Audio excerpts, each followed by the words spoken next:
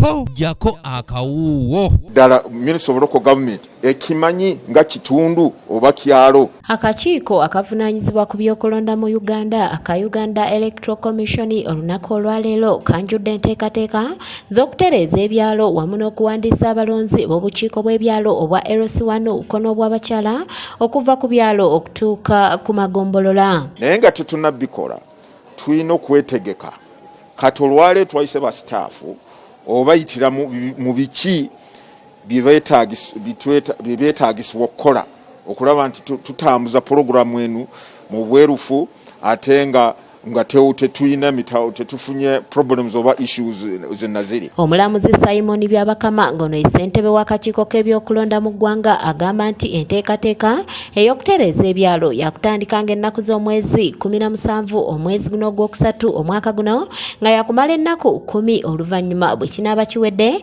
olwo nno badde mu kuwandiisa abalonzi wamu n'okutereeza enkalala z'abalonzi. Okutereeza ebyalo oba okukakasa ebyalo n'okutereeza mitaano genda kutandika ng'ennaku 17 omwezi guno era pulogulaamu egenda kumala ennaku 10 y'okutereeza naye ebirala bijja kutandika okugenda mu maaso nga bwe tunaamala okukakasa ebyalo nti biri oba 7,800 oba 900 kati awo tujja kutongoza pulogulaamu y'okuwandiisa abalonzi abali beetegefu oba bali willing okubeera mu kulonda kuno okw'obukiiko bw'abakyala oba kwa LC1 LC2. Byabakama agamba nti register gye bagenda okukozesa mu kuwandiisa abalonzi bano ab'oku LC saako n'abakyala yakwawukanako n'ey'abalonzi ng'okulonda okwawamu okwaggwa ng'eno yanjawulo era nga teriiwo yo bagenda kugiggulawo ng'okulonda kutuuse olw'okusenguka kw'abantu okubeerawo. Register yitugenda kukozesa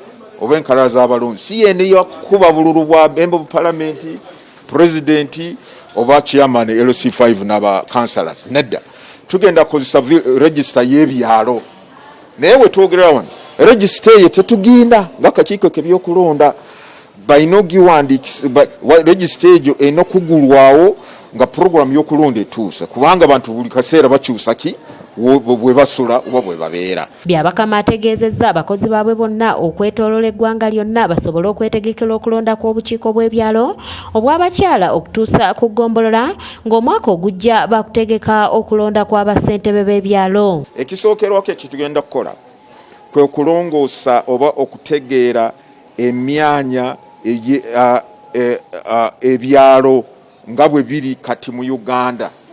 Tusuubira nti we twogerera kati tulina ebyalo nga 7,800 naye tulina okugenda ku ground kubanga bwe twakola okulonda kuno bwe twategeka okulonda kuno mwaka 2018 twasanga obuzibu mu bitundu bimu ku byalo ebiwera 7,800 ebiri mu ggwanga lyattu.